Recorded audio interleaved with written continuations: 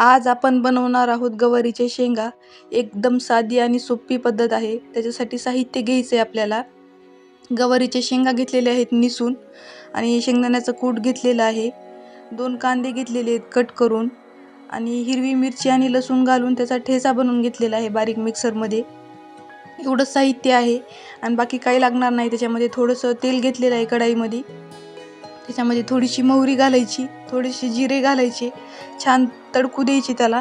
नंतर आपण जो कट करून घेतलेला कांदा आहे तो कांदा त्याच्यात ॲड करायचा आहे आणि कांदा पण छान लाल होईपर्यंत परतून घ्यायचा आहे. दुसरं काहीच टोमॅटो वगैरे काही नाही घालायचं. तुम्हाला वाटलं तर तुम्ही ॲड करू शकता. आणि त्याच्यामध्ये आपण ज्या गवारीच्या शेंगा निसून ठेवलेल्या आहेत त्या टाकून घ्यायच्या. आता गवारीच्या शेंगा छान तेलामध्ये परतून घ्यायच्या.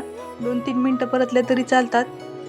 शेंगा लवकर होतात आणि आपल्याला सारखं मसाल्याच्या भाज्या खाऊ वाटत नाहीत. मग कधी असं पण ट्राय करायचं. आणि आपण जो हिरव्या मिरच्याचा ठेचा वाटून घेतलेला आहे तो पण त्याच्यात ॲड करायचा. तो पण छान परतून घ्यायचा. 5 मिनटं परतून झाल्याच्या नंतर मग आपण त्याच्यामध्ये ॲड करायची थोडीशी हळद टाकायची आहे. आणि हळद टाकून झाली की मग मीठ टाकायचे चवीनुसार. आणि हे सगळं व्यवस्थित छान मिक्स करून घ्यायचं, परतून घ्यायचं छान तेल सुटेपर्यंत. आणि छान तेल वगैरे सुटायला लागलं भाजीला की त्याच्यामध्ये मग आपल्याला जो शेंगदाण्याचा कूट आपण घेतलेला आहे तो शेंगदाण्याचा कूट ॲड करून घ्यायचा आहे. शेंगदाण्याचा कूट ॲड केल्याच्या नंतर छान त्याला मिक्स करायचं आहे. एकदम सोपी आहे रेसिपी, कधी तुम्ही नक्की ट्राय करा. आणि नंतर त्याच्यात थोडंसं पाणी घालायचं आहे आपल्याला. थोडंसं पाणी वगैरे घातलं की मग ते छान वाफून निघतात शेंगा. आपल्याला जास्त पाणी नाही ॲड करायचं आहे, अंगापुरतं पाणी टाकायचं शेंगांना.